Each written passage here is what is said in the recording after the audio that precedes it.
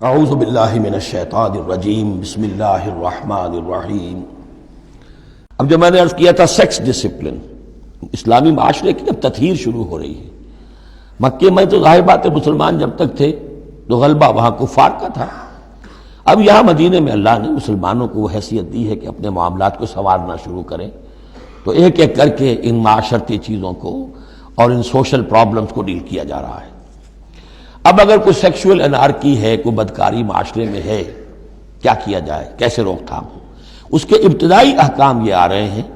اس کے تکمیلی احکام جو ہے وہ سورہ نور میں آئیں گے چل کر، یہ تدریجاً، یہ سورہ نساء، پھر ہے سورہ نور، احزاب، پھر ہے سورہ نور، اور پھر ہے سورہ مائدہ۔ اب اللہ تعالیٰ کی حکمت یہ ہوئی کہ سورہ نور اور سورہ احزاب کو کافی دور آگے رکھا ہے مصحف میں، اور یہاں پر سورہ نساء کے بعد سورہ مائدہ آ گئی ہے، ورنہ سورہ نساء، پھر سورہ احزاب، پھر سورہ نور، اور پھر سورہ مائدہ ہے، ترتیب یہ ہے۔ باقی اور بھی مدنی صورتیں درمیان میں ہیں، لیکن یہ چار بڑی بڑی صورتیں جو ہیں جن میں معاشرتی مسائل جو ہیں وہ تفصیل سے آئے ہیں، وہ ان کی ترتیب یہ ہے۔ واللاتی یاتین الفاحشۃ من نسائکم، اور وہ عورتیں تمہاری عورتوں میں سے جو کوئی کسی بے حیائی کا ارتکاب کریں، فاستشہدوا علیہن اربعۃ منکم، تو پھر گواہ بناؤ، گواہ لاؤ ان پر تم میں سے چار۔ اگر وہ گواہی دیں، فإن شہدوا، اگر گواہی دیں کہ ہاں اس عورت نے بدکاری کی ہے، فامسکوہن فی البیوت، تو پھر ان عورتوں کو گھروں میں بند کر دو، حتی یتوفاہن الموت، یہاں تک کہ موت ان کو لے جائے، یتوفاہن الموت، موت ان کو لے جائے، موت ان کا قصہ پاک کرے، او یجعل اللہ لہن سبیلا، یا اللہ ان کے لیے کوئی اور راستہ نکال دے۔ وہ راستہ نکالنا ہے جو سزا کی پھر بعد میں نصاب آ گیا کہ اگر اس کو پھر سزا دے دی جائے، حد جاری کر دی جائے تو پھر آزاد ہو جائے گی، لیکن ابھی ابتدائی حکم ہے۔ یہاں معلوم ہوتا ہے کہ یہ ایسی لڑکیوں کا یا عورتوں کا تذکرہ ہے کہ جو مسلمانوں میں سے تھیں، لیکن ان کا بدکاری کا معاملہ کسی یہودی سے ہو گیا ہو یا کسی ایسے شخص سے ہو گیا جو ابھی مسلمان نہیں ہے، تو یہ ان کا یک طرفہ کہ ہے وہ کوئی مسلمان لڑکی یا خاتون جس کا معاملہ ہے، لیکن دوسرا جو پہلو ہے، دوسرا جو اس عمل کا جو شریک ہے وہ غیر مسلم ہے۔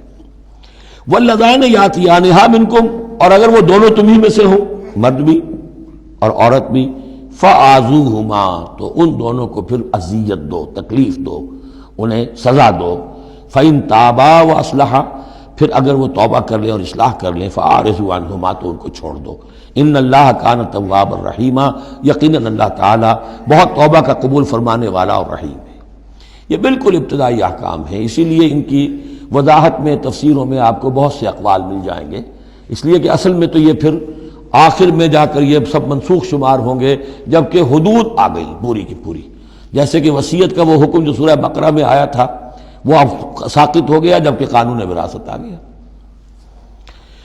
اب وہ آیت آئی ہے کہ جو بہت بڑی حکمت کی آیت ہے، جس کا حوالہ اس سے پہلے بھی میں نے کبھی دیا ہے۔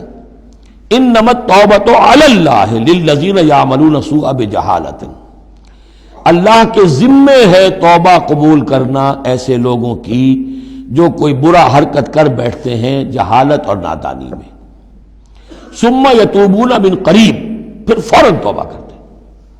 یعنی اگر ایمان اندر ہے تو کسی وقت ایسا تو ہو گیا کہ کوئی خارجی اثرات اتنے پوٹنٹ ہو گئے، یا نفس کے اندر ہیجان ایسا ہو گیا کہ آدمی کنٹرول نہیں کر سکا، لیکن جیسے ہی اس کے بعد ہوش میں آئے گا اس پر شدید پچھتاوا، شدید ندامت طاری ہو جائے گی، تو اس کے لیے یہ کہ وہ توبہ کرے تو اللہ تعالیٰ اس کی توبہ قبول فرمائے گا۔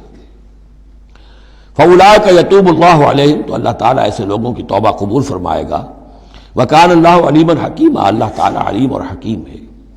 وَلَيْسَتِ التَّوْبَةُ لِلَّذِينَ يَعْمَلُونَ السَّيِّئَاتِ، ایسے لوگوں کا کوئی حق نہیں ہے توبہ کا کہ جو اپنی برائی حرکتیں کرتے رہیں، حرام خوریاں کرتے رہیں، زندگی بھر عیش لوٹاتے رہیں۔ حَتَّىٰ إِذَا حَضَرَ أَحَدَهُمُ الْمَوْتُ قَالَ إِنِّي تُبْتُ الْآنَ، یہاں تک کہ جب موت کا وقت آ جائے تو کہیں کہ اب میں توبہ کرتا ہوں، یہ توبہ نہیں ہے۔ وَلَلَّذِينَ يَمُوتُونَ وَهُمْ كُفَّارٌ، اسی پر قیاس کر لیجئے جو مر بھی گئے کفر کی حالت میں، ان کی توبہ کا کوئی سوال ہی نہیں۔ اولئک اعتدنا لهم عذابا الیما، ایسے لوگوں کے لیے تو ہم نے دردناک عذاب تیار کر رکھا ہے۔ صدق اللہ العظیم۔